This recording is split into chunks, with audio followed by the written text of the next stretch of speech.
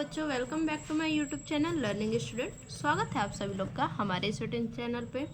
बच्चा, आज हम लेके आए हैं जो क्लास 10th के बच्चे हैं उनके लिए 20 मोस्ट एमसीक्यू क्वेश्चन यानी 20 बहुविकल्पीय प्रश्न जो कि आपके बोर्ड एग्जाम में हर बार आते हैं। ठीक है, तो जो इस बार बोर्ड का एग्ज़ाम देने वाले बच्चे हैं वो अच्छे से पढ़ लीजिएगा। ये जो हम आप लोग के लिए क्वेश्चन लाए हैं ये प्रीवियस ईयर में भी ये क्वेश्चन आ चुके हैं, तो वहाँ से हमने आपके लिए छाट के क्वेश्चन लाया है, तो इसे आप अच्छे से पढ़ लीजिएगा। इसी में से आपके ऑप्शनली क्वेश्चन जो है कि आएंगे।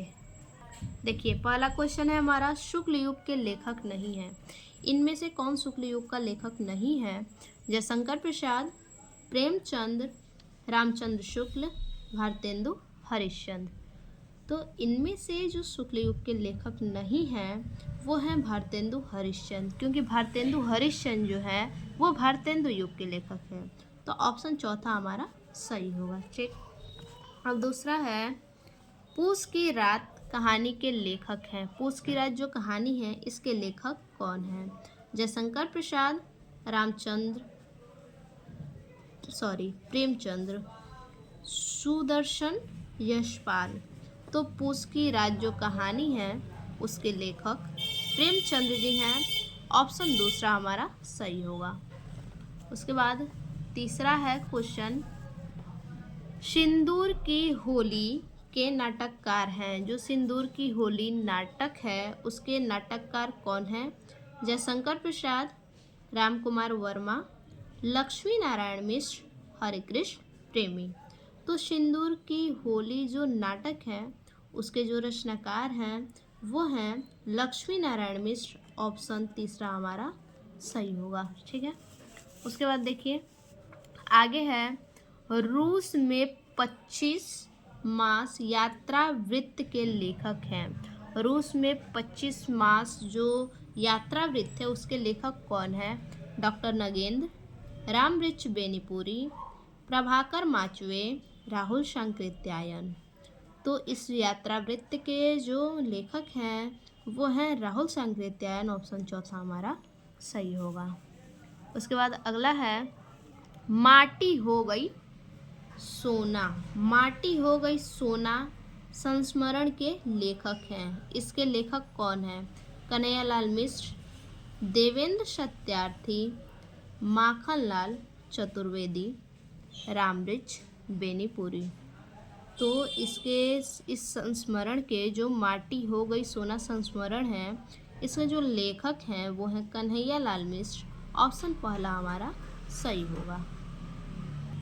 अगला है, रीतिकाल को अलंकृत काल किस विद्वान ने कहा है? रीतिकाल को अलंकृत काल किस विद्वान ने कहा है?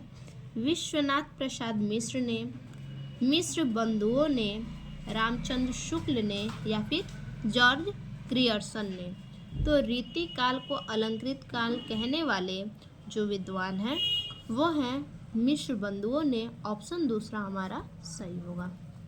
उसके बाद अगला क्वेश्चन है, निम्न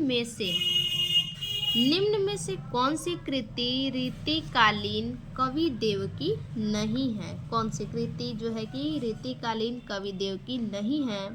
कविप्रिया, भवानी विलास, भाव विलास, रस विलास। तो इनमें से जो रीतिकालीन कवि देव की नहीं है कृति वो है कवि प्रिया। ऑप्शन पहला हमारा सही होगा।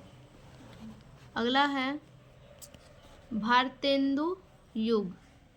भारतेंदु युग की विशेषता नहीं है। इन चारों में से कौन है जो भारतेंदु युग की विशेषता नहीं है?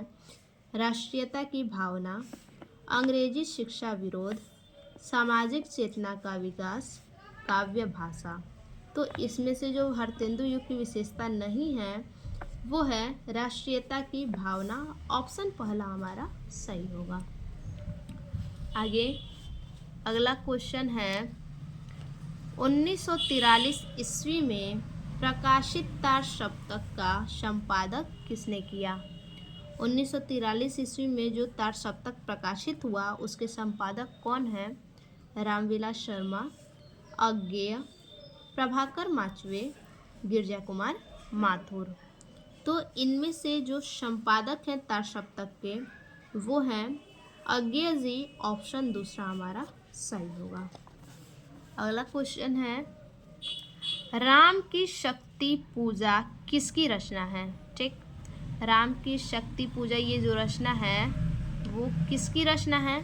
सूर्यकांत त्रिपाठी, राम नरेश त्रिपाठी, जयशंकर प्रसाद, महादेवी वर्मा। तो ये जो रचना है वो है सूर्यकांत त्रिपाठी की। ऑप्शन पहला हमारा सही होगा। अगला क्वेश्चन है, हाथी जैसी देह है, गेंड जैसी खाल, तरबूजे से खोपड़ी, खरबूजे से गाल, उपयुक्त पंक्ति में कौन सा रस है?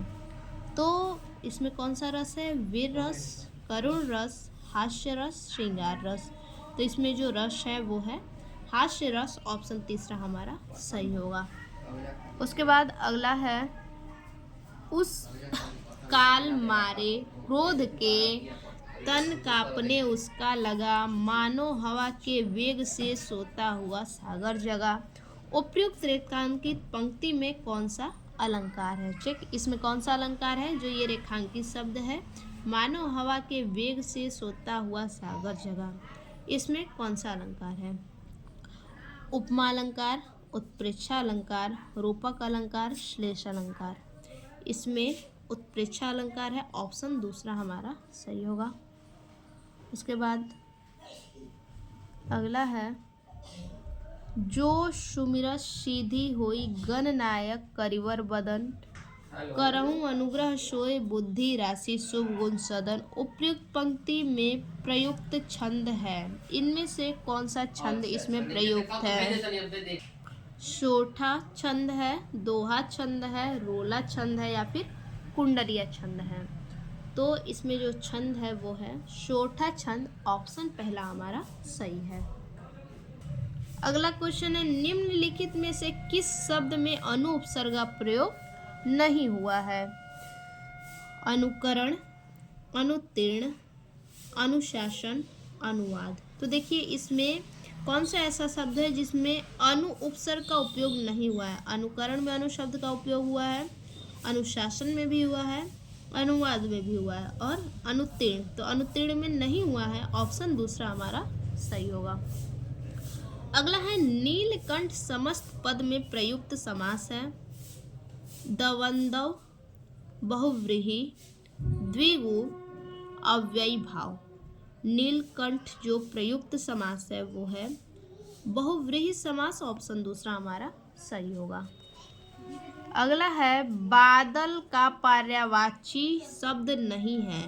नीरद, जलद, अम्बुद, जलज। तो बादल का पर्यायवाची शब्द कौन सा नहीं है? ऑप्शन होगा चौथा, जलज जो है बादल का पर्यायवाची शब्द नहीं है। अगला है, युष्मद यानी तुम सर्वनाम का तृतीय एकवचन रूप है।